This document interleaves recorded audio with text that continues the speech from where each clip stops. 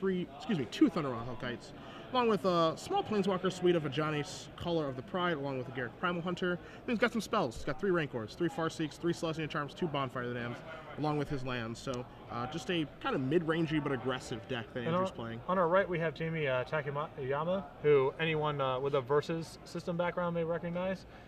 He is playing Jund Control. He is also legally blind, and I believe plays with Braille on either the fronts or backs of his sleeves to be able to know which cards they are. Correct. Which is also, it's actually pretty incredible watching him play. Absolutely. So he's playing Jund Control with Olivia, Thundermaw, Hellkite, Thragtusk, Huntmaster, and Vampire Nighthawk. Has Farseek, and then a variety of removal spells, a couple copies of Rakdos Return, a couple Garruks. A deck that I saw Jerry Thompson play against in the elimination rounds of California State Champions at GP San Jose. Jerry, not actually from California, but playing in the champs anyway. But yeah, a fast, in a creature-oriented metagame, certainly ramping into Olivia is a pretty good foundation for a deck. Unbelievable. Yeah. As you see, both players are often running. Andrew did take a mulligan to 5. That's why you see the shortage of cards in his hand. And obviously the mana issues he's having with a Smiter, a Ajani Caller of the Pride. A Ajani Caller of the Pride in hand with 2 Rootbound Crags in yes, play. Yes, going to be difficult. I don't think there are any filter lands coming. Jamie was able to keep his 7. He's just playing a normal game, so we're going to see a Vampire Nighthawk here on turn 3. Which is very good against attacking decks.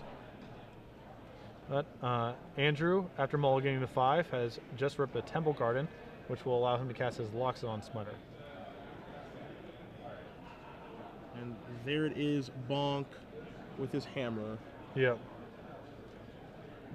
Andrew falling to 18 there to play his Temple Garden on tap, and presumably will about to fall to 16. Let's see, we could see, and we do see an attack here from Jamie. We'll likely see some sort of 4-drop, but are also potentially a removal spell. Well, he has Huntmaster, and looks like we're going to be casting Dreadbore on the Smiter.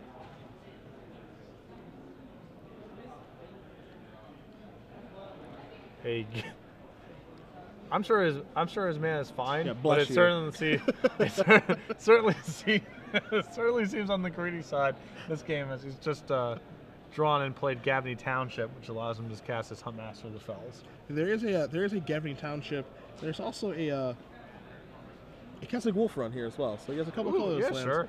And a Cavernous Souls too, which is in a way mana fixing, but it doesn't help to cast the copies of Ajani Caller of Pride, which he has 2 of. Yes. So. All right, so it looks like we are playing a Overgrown Tomb tapped, it appears. Yeah, that's a new school Overgrown Tomb. Nighthawk in for another 2. We see Jamie tapping 4 mana. It could be a Huntmaster time or Olivia. We see his own Huntmaster.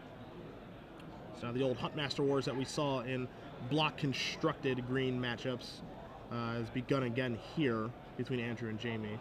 Yep. A Farseek, which he can cast along with Selesnya Charm this turn.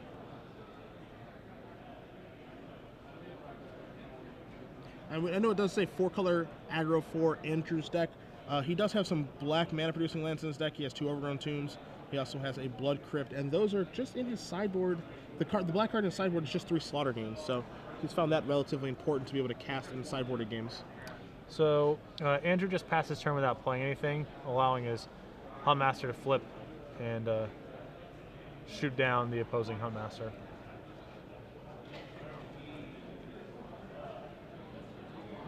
Even though both Huntmasters trigger, Jamie's triggers first because he's active player. Correct. And so Andrews gets to resolve first. Because he is non-app. The old app-nap rule. Yep. Nighthawk in again. Nighthawk is a simple but effective anti-beatdown tool. Not fancy, but definitely gets well-designed card. Yeah. Well-designed.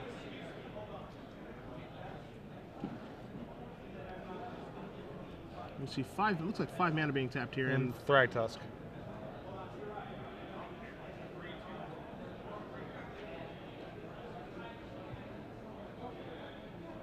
So Jamie's going to gain his 5 life. Thragtusk is going to sit pretty. We see Andrew does draw an overgrown tomb this turn, so he could bonfire for 2 right now, but that's not all that impressive. Well, I also think that he wants to find a way to profitably play 2 spells, which would allow his Huntmaster to trigger again.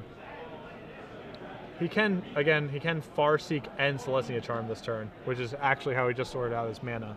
Now the question is, can he find a way to do that, like have a profitable turn doing that, and not lose his flipped Huntmaster in the process? I mean, he can send his Wolf in, but then that just gets blocked by the Thragtusk if he goes down that road. Or he could charm the Thragtusk, which is okay. Yeah, it's all right. He could alternatively send in his flipped Huntmaster of the Fells, which could just get single blocked by Thragtusk, and then he just gives his 4/4 +2/2, so it wins that fight. Well, no, at that point it's a trampler, so you would just kill the Thragtusk. Yeah, because then you get to send the full. Sure. Instead of Giant Growthing. Okay, so he's going to send in both.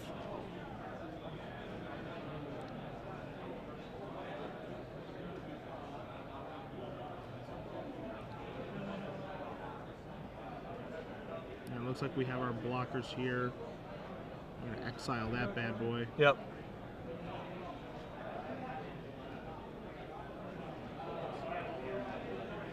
Not exactly sure if the wolf got in there or not. Yeah, it doesn't look like it may. Okay, the wolf does look like it did jump in front of in front of somebody there. We should have a beast token coming for Thraggy Thrag. And then we'll have our second spell of the turn, presumably here.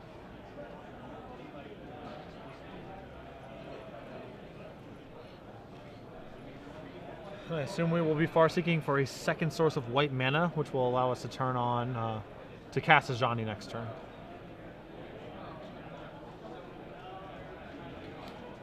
Ajani, an underplayed Planeswalker, but instrumental in me clobbering you in the finals of the draft open. I was wondering when you were going to bring that up. I didn't really set the line at under. I didn't think it was going to take until round 6, but yet here I we haven't are. seen it. It was going to be mentioned the first time it was in someone's hand, so we had to wait this long. Lucky me. Thanks, Andrew.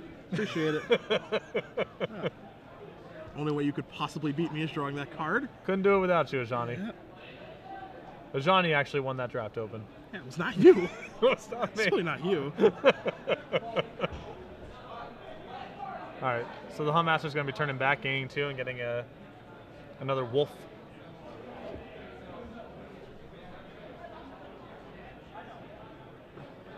Let's see, 2 pretty nice cards left in Andrew's hand. A Bonfire of the Damned and a Ajani Caller of the Pride. Yep.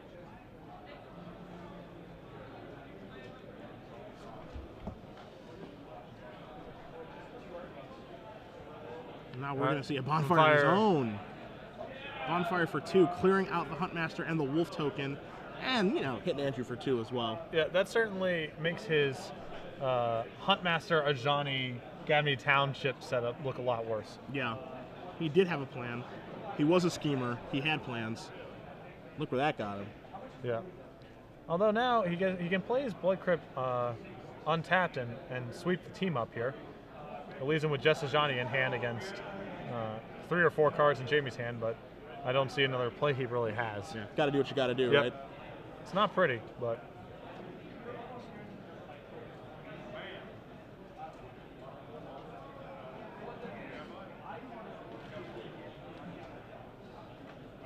Don't really see another path. Yeah, putting Blood Crypt into play tap to try to save 2 damage doesn't really get the job done. Taking 3 more anyway, so... Yeah. Well, the only argument to run it that way is in the hopes that Jamie would add another play to the board, but I think you just have to do this. Yeah.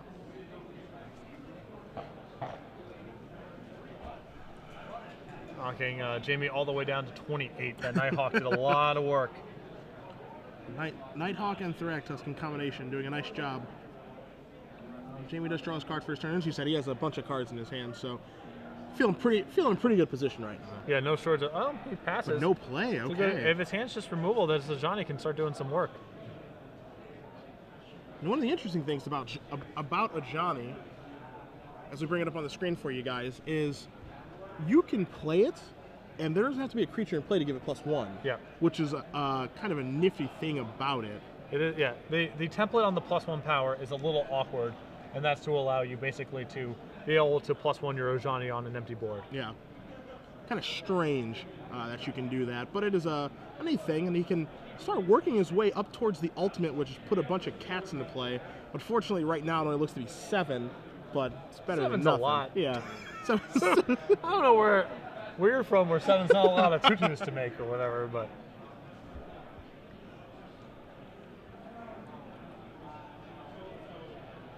Yeah, on up to 1 target creature. Yep. So you can target up to 0. So Jamie, again, just no pass, no Dreadbore even to take care of that. I mean, likely just has a handful of removal. He does have quite a bit of removal in his deck, Ultimate Price, Abrupt Decay, stuff like that. Although he has 4 Bonfires and 2 Rakdos returns, so he actually has a lot of Fireballs in his deck too to sweep this game up as well. Okay. So I would not be feeling comfortable if I was in Andrew's position. I wouldn't be like, he's just got a bunch of lands in his hand. And we see Jamie tapping mana right now, or at least fingering through mana. Yeah. I feel like someone's about to get Fireballed here. Yeah, that's kind of what it feels, a bit of a Rakdos return. Yeah. No, nothing yet. Nope. Just drew a Rancor. We're all dressed up with nowhere to go. So I call it Stanker. That's what it is right now.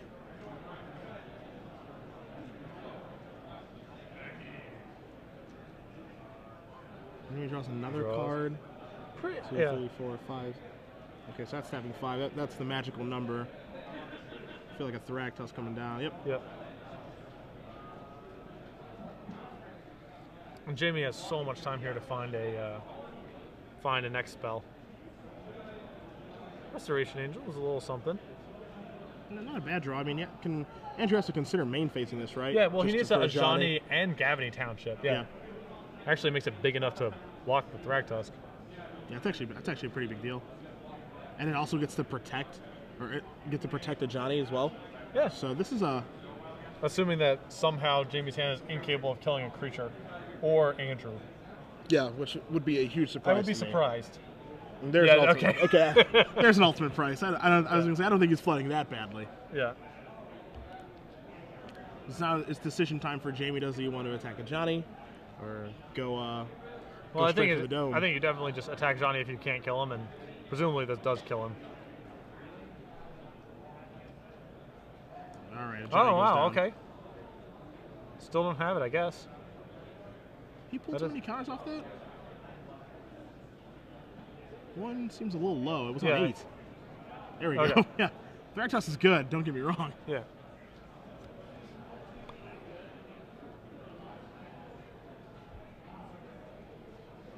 This has not been a clinic on how good Johnny can be. But this card is powerful. Yeah, we promise. Yeah. We promise. It's good. You can see Selesnya Charm drawn for the turn for Andrew, considering the ramifications of just making a 2/2 Knight right away, putting in a Johnny counter on it, and perhaps townshipping it as well, or exiling Thragtusk again. Kessig Wolf Run. Okay. All right, well, I assume he's going to try to pump to lethal here and then get Selesnya Charm would be my best guess. Yeah, I think that's probably what's going to occur.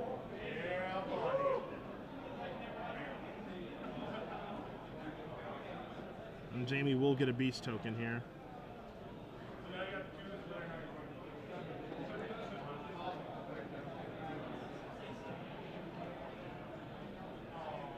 All right, and tabbing a lot of mana, or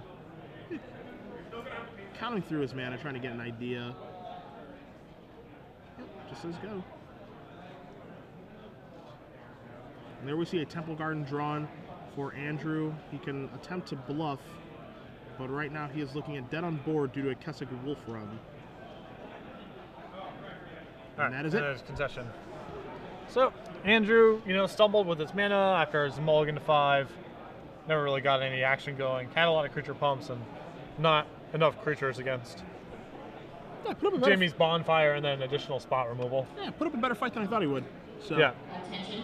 I have Andrew's deck list in front of me. He will be on the play for game 2. Taking a look here, 3 Pillar of Flame, not really where you want to be against Jund. I don't think it kills any of their guys, actually. It kills Huntmaster. They'll take care of that, but Yeah. Vampire Nighthawk, Thragtusk won't take care of those guys. Pithing Needle, also nothing great there. I mean, could take care of Planeswalkers, but didn't really, I don't think he even saw any that game. Yep. Rare Revelation, Rest in Peace, Thalia, Guardian of Thraben, Yeah. And Slaughter Games, Yeah, and Jamie has no shortage of awesome cards to bring in here. He has 4 copies of Pillar of Flame, another Olivia, 2 Mizium Mortars, a Dreadbore, and a Vraska. So Sure. This is actually just more 10. Gets to cut some of his 9 out of 10s against creature decks and bring in some 10 out of 10s instead. You trying to attack me? I don't think so. Yeah, this is a deck that beats the crap out of creature decks. Yeah, this seems really rough. Band Control is masquerading as a good deck against creature decks, where this is the real deal. Yeah, this is a real. I mean, actually, I don't even know how he sized all this in because he has like no bad. I guess you can cut Garrick. It's not like Garrick and Rakdos Return are 2 easy cuts, I guess, but. I mean, everything, his deck is, like, really, really good against him. I mean, I could see cutting, is crazy to say, Thundermaw Hellkite. Oh, yeah, Thundermaw. Yeah, which is a weird thing to cut, but I could see that happening. It's worse than other cards he has access to. Yeah, which is just wild, but I foresee that happening. This matchup is rough. Yeah, sorry, Andrew. Yeah, I'm sure you'll give it the old college try, but this is not a good matchup. Step 1, keep 7 cards, please. Yeah. Try your hardest to keep 7 cards. Yep. Now, this Jund deck that Jamie is playing as these guys are shuffling up here in between games, it's a pretty popular deck across both the Open Series and in the format. Just last week in Dallas, it had a finals appearance where it ended up losing in the finals to Blue White Flash. But what do you think of this deck, which is, you know, to your history, very, very akin to a rock deck? Yeah, I mean, a lot of this skeleton is extremely hateful against creature decks.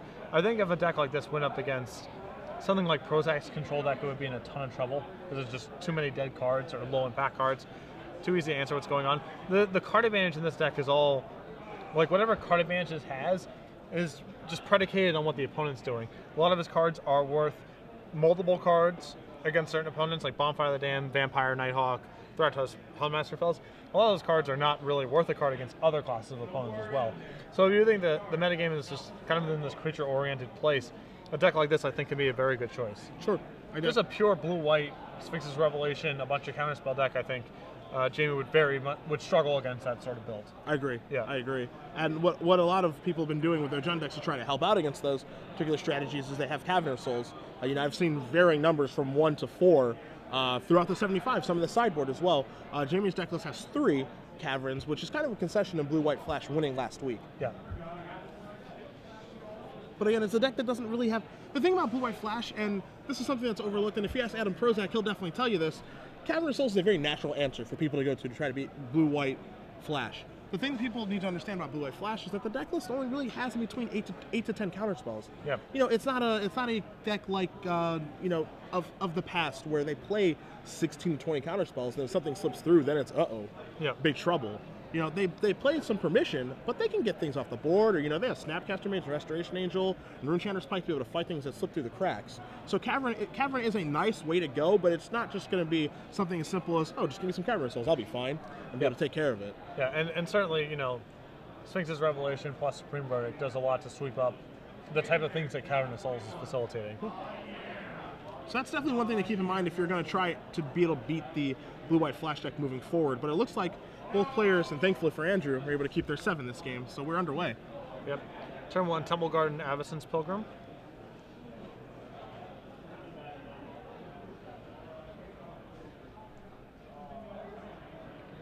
Jamie with a basic forest and just passes. We might see a turn 2 Loxodon Smiter. Bong. Bong. Let's see if this can get it done. I have my suspicions. I also similarly suspicious. All right. Well, no overgrown tomb tap probably means no abrupt decay, so that's something.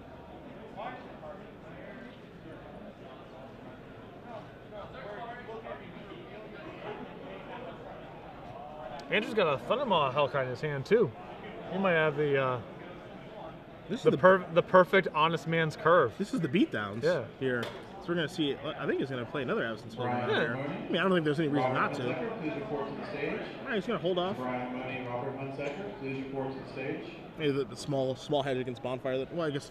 I mean, Bonfire for one hard cast. It's a bit of a hedge there. Yeah. It's gonna be our Rakdos Kiryu, I believe. No, Vampire Nighthawk. All right, well, Thundermaw's a pretty good answer for this turn, certainly. You see Swag Tusk drawn as well.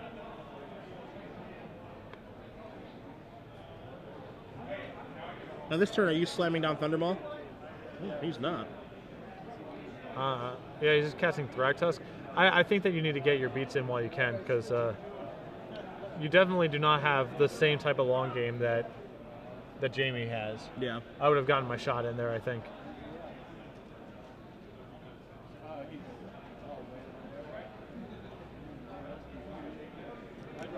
So we see Jamie having the opportunity. There's the red source that he's been missing. Either Huntmaster or Olivia. We're going to see Olivia Voldaren. Okay, well this is very good for Andrew now. Andrew actually draws a Rancor as well. This is this is definitely a good turn for Andrew. He's going to be able to get in for 10, potentially 11 damage. So we see Cavern of Souls come into play, but keep in mind, Olivia can still take this game over. Yes.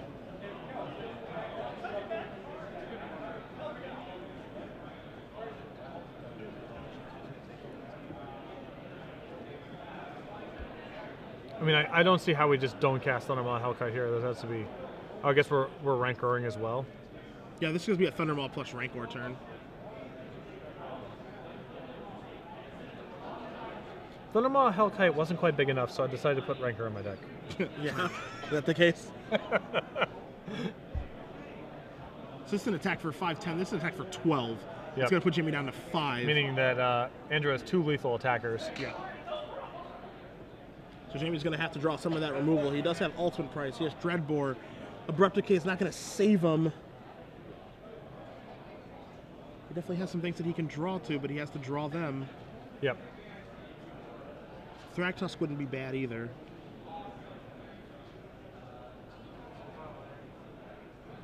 That's what we're going to see. And Thragtusk is so much more powerful in the matchup in Jamie's deck than Andrew's, just because the life gain, Jamie can incidentally take the game over. The life total matters not that much. Yep. But for Andrew, each Thragtusk Jamie draws is just a mess to try to slog through.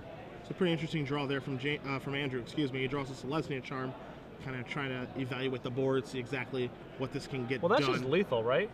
He attacks with everything, and then Thundermaw. There's no way that he can stop Thundermaw plus Selesnya Charm, right? So that's an attack for Thundermaw's attacking for 7 minus 3. That's an attack for 4. Jamie is at 10. He's not at 5. So that's a big deal because of Thragtusk. Because of Thragtusk, yeah. Okay, sorry, that didn't get yes. All right, that makes it slightly more complicated then. Yeah. Kind of under consideration of does he get in with the Pilgrim? Does he? Oh, he definitely has. He definitely gets in the Pilgrim. Yeah. Feels like just a free shot. Yeah, and if he blocks Olivia in front of the Pilgrim, then you can just. All right. Yep, and Selesnya Charm's going to get it done with the +2/+2 and trample mode. I'm not sure how Jamie tried to block there, but if you try to block in such a way to preserve his board at all, then he just dies that turn. Yeah. And Olivia, oddly enough, not able to take over that game because Thundermaw Hellkite has a big butt. 5 toughness, so he could have tried the route of, shoot it and take it, but not able. Asking a lot. Yeah. When you're that under the gun. So we're going to be going to game 3 here between Andrew and Jamie. And, I mean, that game, Andrew was able to keep 7 cards, much different than the first one, but also just get a clock started. Yeah, and Jamie just didn't do anything. Just took some lumps. I'm actually curious what kind of handicap if his first play was turn 4 Olivia? Turn 3 Nighthawk. Oh, turn 3 Nighthawk. Right. Traded with the Smiter, and then turn 4 Olivia. But Olivia, it's just not really great in that situation. Yeah, just under the gun. Although Andrew drew a lot of his heavy hitter, so. Now, one thing that I found in the coverage that I did both last week and this week, one of the cards that's led to a lot of wins in our current standard format, and it led to a decent, actually, I would say even more wins, at Pro Tour Barcelona has been Avacyn's Pilgrim. Mm-hmm. Just being able to get the ball rolling right away, where these decks start off pretty slowly, and this goes back to the point you made a couple rounds ago about Reckless Wave. Yeah. Again, not very different cards, of course, but be able to get the ball rolling right away and get them under the gun. We saw last match with Eric Lee playing green-white aggro. Started with a turn 1 Avacyn's Pilgrim and was able to just play a turn 2 Strangleroot, play something ahead of schedule, be able to play 2 spells in 1 turn. It seems like a really important card in the format for being, so innocuous. No, I mean, these are the roles that, the mana creatures have always historically played. They actually seem much better to me in this format because there's a lot of ways to capitalize on a 1/1 creature, whether it's something like Sublime Archangel, Gavany Township, Rancor. These are all cards, Keswick Wolf Run, all of these cards are, there's plenty of stuff to do with a 1/1. And then it's facilitating all the stuff that you're talking about. I mean, when all the control decks are playing Farseek, they have a pretty, that implies they have a pretty scripted curve of how they want to play out their game. So jumping in front of them is even more important, assuming they're all in that sort of camp. So it's probably better mana fixing overall than Llanowar. Well, certainly for these decks, it's better mana fixing than Llanowar Elf because it's making a color you don't necessarily have. Yeah. And then there's just a million things to be doing with a 1/1. Yeah. So it's an interesting card. It's very underwhelming. It's not in your face, powerful like Thrag, Tusken Restoration and everything.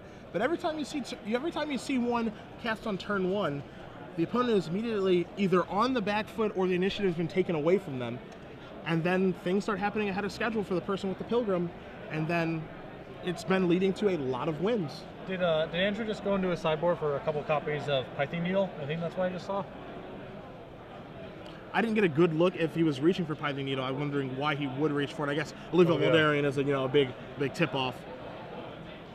I still think that's Andrew's got to just, his best way to win these games are just by curving out as fast as possible. Trying to play a reactive game against Jamie is going to be pretty rough, especially since Jamie has abrupt decay. It's not even Python Needle doesn't even necessarily stick. Yeah, and there's always the case of what if he doesn't draw Olivia Voldarian? Yeah. Then it's essentially a mulligan. Yeah. Because he certainly doesn't need Olivia Voldarian to be able to win. That's right. The thing. Although I can kind of understand to a certain degree because Olivia is especially good against Andrew's deck. I mean, it is not a good card for him to be playing against. But I'm still not a fan of playing that narrow of a reactive card when your edge in the matchup is just from curving out and attacking efficiently. Yeah. Getting out in front of Jamie's removal spells. No, I gotta agree with you 100% on that. And this mulligan's really bad too, for all the obvious reasons. On top of, he also has these Python Needles that are in his deck now. Yeah, which are like virtual mulligans, depending on the situation. Yeah. And looking through Jamie's deck list, I know you have it in front of you. Outside of Olivia, is there anything great to name with Pithing Needle? Garruk Primal Hunter is fine, but he hasn't seen that card, and in my opinion, it's actually probably something Jamie should be sideboarding out here. And that is it. You can name Keswick Wolf Run, Garruk Primal Hunter, Olivia Voldarian, or Rakdos Keaton. Make it so no 3/1. No 3/1, but still acceleration. Yeah. Yeah. Ugh. Not great. Not great at all. Python Needle is one of those cards where, unless it's for something super specific, every time I see a beatdown deck boarded in, and it looks like he just drew one of them. Every time a beatdown deck brings it in, I'm like, that's a sideboard card for control decks. That's not a sideboard card for beatdown decks. Yep. Again, as you said, unless it's for something super specific. Yep. I've played Python Needle back in my Kithkin days. I played it for literal one card, which was Seismic Assault from the Seismic Swans deck. Yep. Because I could never beat it. Other than that, I didn't want to be anywhere near it. It appears that his hand is now 5 lands, Python Needle, and either Selesnya Charm or Smiter. Not a good spot to be in this matchup. Also without white mana, I think. I think he had to go to 5 cards here. I don't think that hand's you can play with. He draws a Bonfire of the Damned, which not so much. Yeah, I agree with you. Just looking things. Yeah, this is just not a capable 5-card hand. This is not a capable 6-card hand. Now, granted, he's in a bad situation. Tough matchup. Looking at the decision on going down to 5, But I think you take the opportunity to go to 5 and just hope that you get really lucky. Yeah. As we see a Vampire Nighthawk here from Jamie. Another white card. Andrew draws a Loxodon Smiter. Looking at a hand of uncastable cards, and I mean he can cast Pithing Needle. Yep. I'll name. I don't know. Nothing, I guess. Yeah. Yeah. I can't even think of anything creative. Yeah, I'm good. Do I have to name?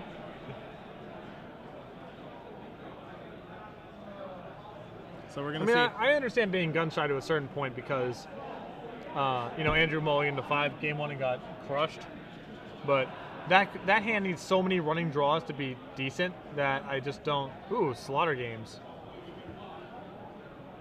I would assume we're naming Pithing Needle. Huntmaster of the Fells, maybe.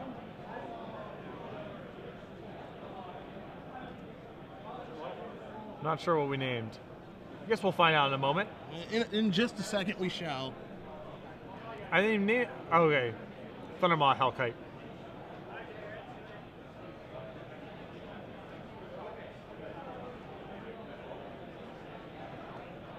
I think there's 2 copies in that deck. Yeah, Thundermaw is definitely among the tougher cards for Jamie to answer efficiently because his good answers to it are sorcery speed. Yeah. So it's definitely one of the more threatening creatures. Everything that doesn't have haste, he can sort of, he has If you registered for his removal works a lot better number against. 10, your event's ready to begin. Please come meet your judge at the stage. If you registered for $10 draft number 10, please meet your judge at the stage.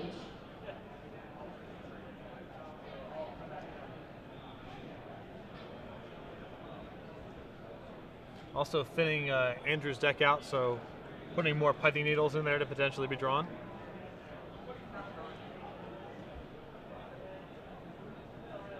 Have a Daugherty Township.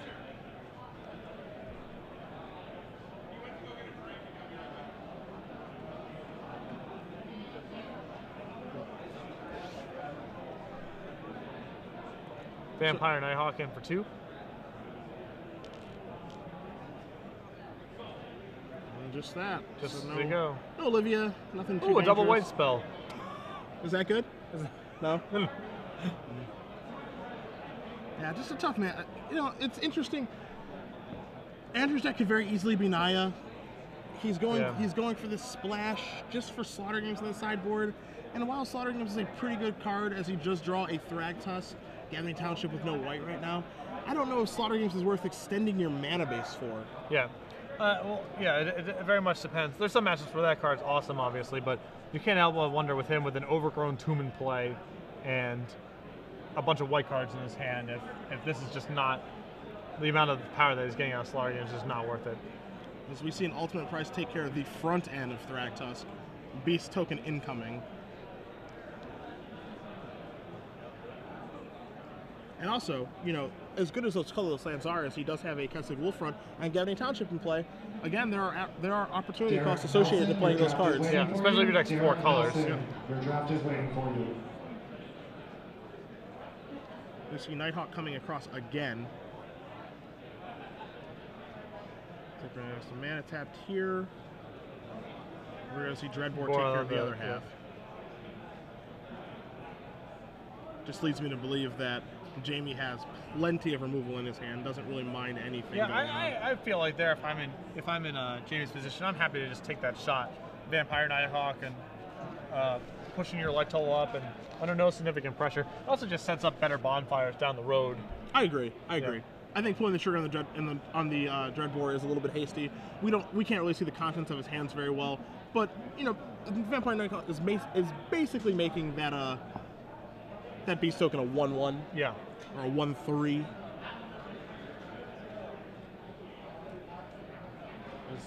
Andrew finally did draw a white mana. It was a Clifftop Retreat.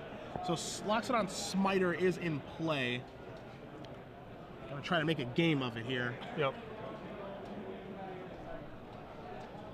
Says go. We see another Loxodon Smiter. Okay, well, start hitting for 4, I guess. And 4 ain't no joke. And there's another Smiter.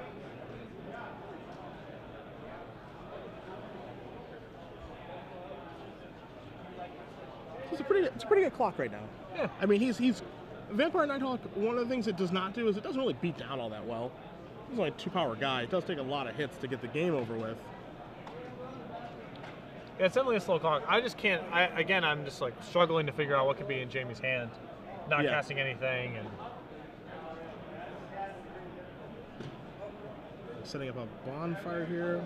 no! So we see overloaded Mizium mortars. We see an overloaded Mizium mortars, which I haven't seen that for a little while, and it's a card when it was spoiled and released. I know Patrick Chapin wrote about it, and it's just being a very versatile removal spell.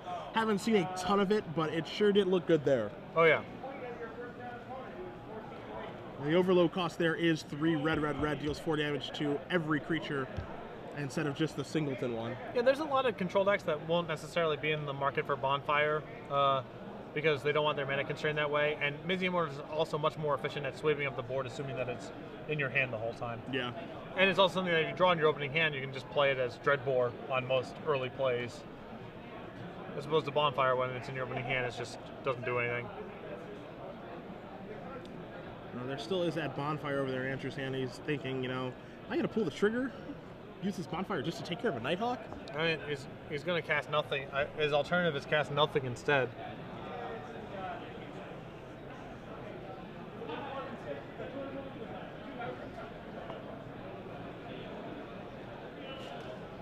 He appears to be resigningly setting aside his mana. Yep. All right. 1 for 1 with bonfire. Kind of meh. Yep. And that Vampire Nighthawk has already more than done its damage. Yeah.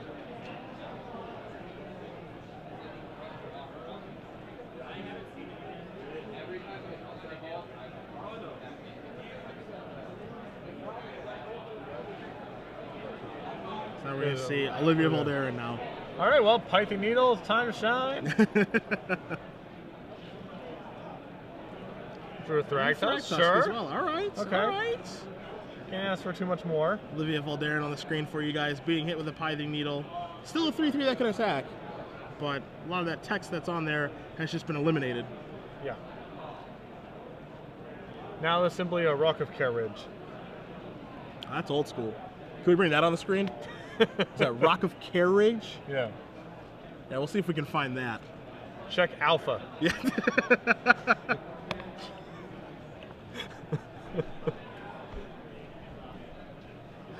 Our real winner. Oh, we couldn't find it. We're not gonna bring that up. But too bad, so sad.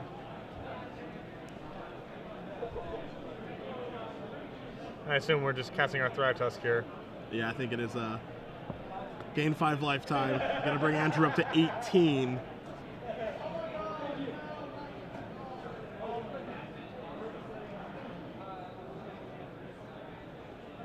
Oh, still can get in for 3. Yep.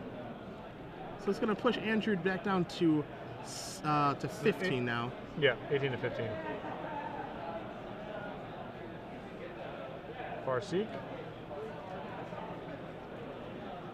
Going to go searching away, and just, this is one of the problems with this type of deck historically.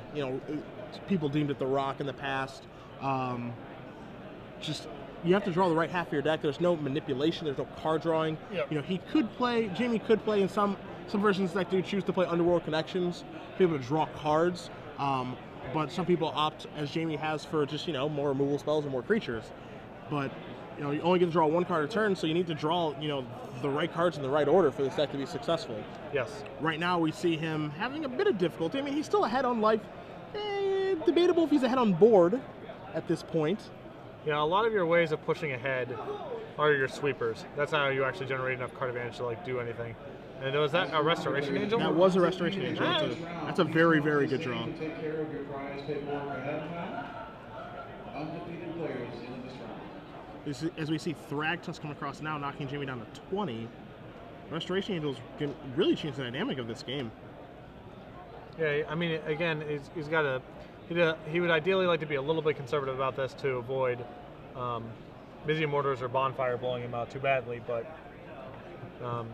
there's part of him that would like to do it now just to be safe from having his Thractus killed in response, and there's another part of him who also just doesn't want to like play into a main phase sweeper. Yeah.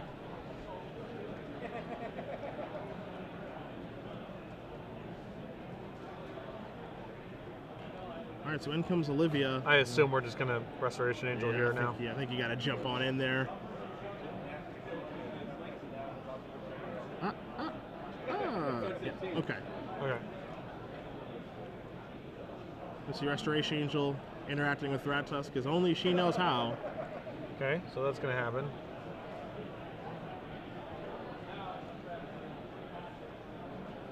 I'm just gonna go to 20. Olivia is actually gonna eat it.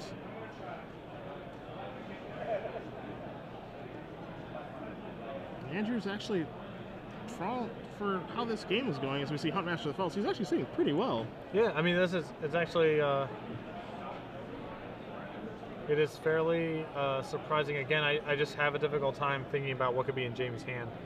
Because he has Bonfire in his hand, it's not like he wants to sit on extra lands. He wants to play them if he has them. So yeah. Not really sure what could be going on over there. And the further that we go, I mean, it's going to start to get to a situation where he needs to actually draw one of his Bonfires, because hard casting one is just going to get more and more difficult because of Daugherty Township. Yeah. But in turn, that also begs the question, and I guess I'll ask this question to you, would you want to be using Daugherty Township, or would you want to be using Kessig Wolfrun and just trying to push through as much damage as you can? A lot of it has to do with the exact way the clock breaks down. I would err on the side of trying to use Township, having seen Mizium Mortars. Okay. If just jamming your Wolf Run changes the clock, then that's one thing. But you also have to be just also jamming.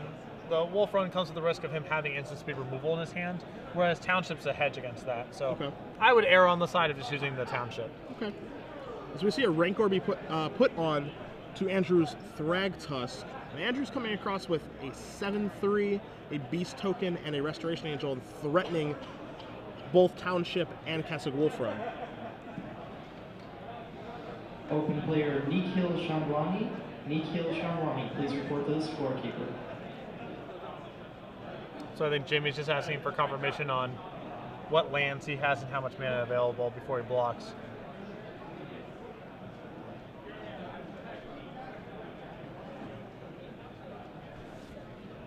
My instinct would be to double block, not knowing what's in Jamie's hand, my instinct would be to double block the Thragtusk because you need to set up a sweeper. Yeah, I agree.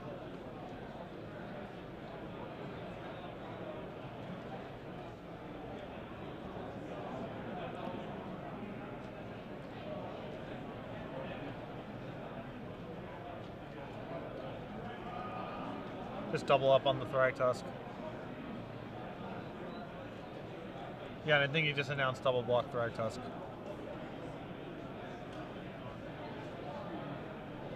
And that will take care of it. Well, attempt to take care of it, but we have a Selesnya Charm.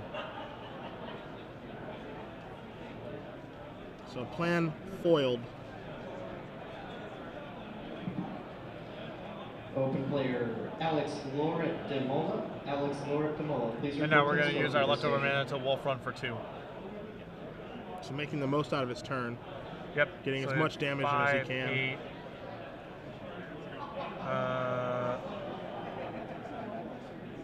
I count 13 coming in. I think I see the same. So that knocks Jamie down to 9, and Andrew also hedged a little bit against the sweeper too. Where you at?